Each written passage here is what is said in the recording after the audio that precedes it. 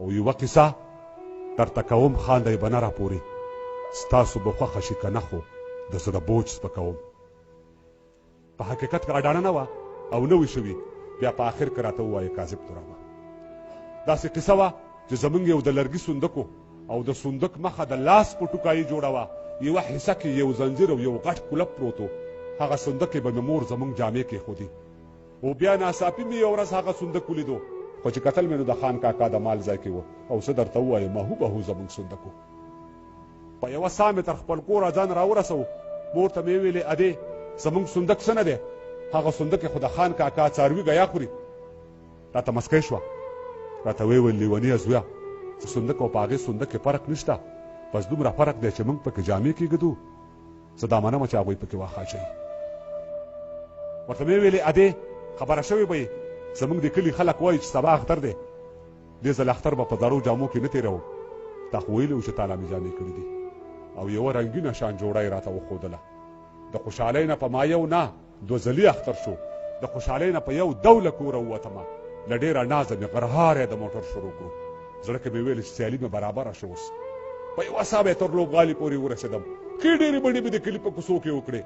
لنډه په دا چې د موټر جلب مې بیا راته وکړو د خولې هارن به مې وهلو بریک ته هم ودرېدم په لاره لاره مې دوه درې ماشومان هم ووهل د خوشحالۍ نه مې په هېچا نظر نه لګېدو په یوه منډه مې تر کوره ځان راورسوه د کلي ښځې به راتلې خپلې جامې یې وړلې خو چې کتل مې د ګاونډ نه یوه ښځه راغله او مور ته مې ویلې چې پلانۍ جامې دې وګنډلې د دې خبرې سره یې سم هغه جوړه واخیسته کومې چې ما ته مور ویلي چې ستا جامې دي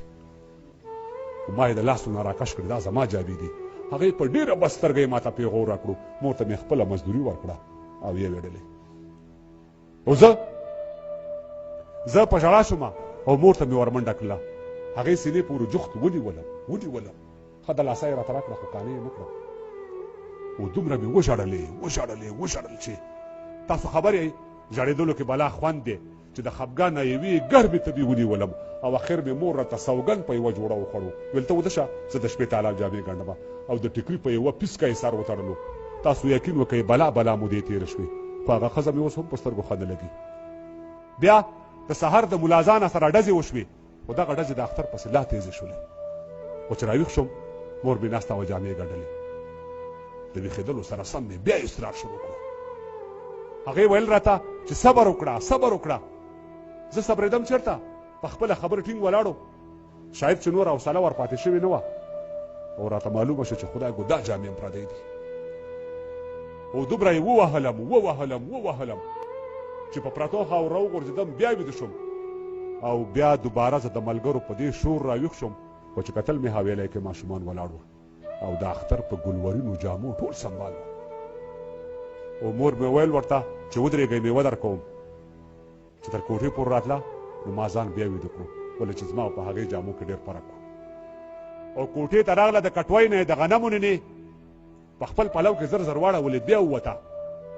او زه نور پوه نه شوم خو د مور مې یو خبر واورېده ویلې بچو ګورئ خفه نه شئ زه کونډه یم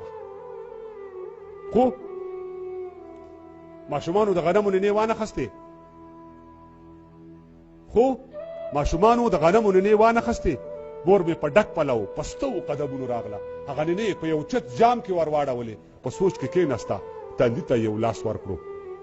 بیا یې د سترګو نه دوه غټې اوښکې راغلې بیا پسې نورې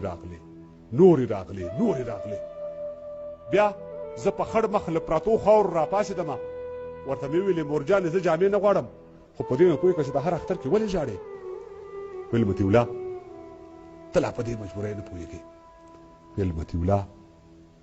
مجبورۍ نه پوهېږې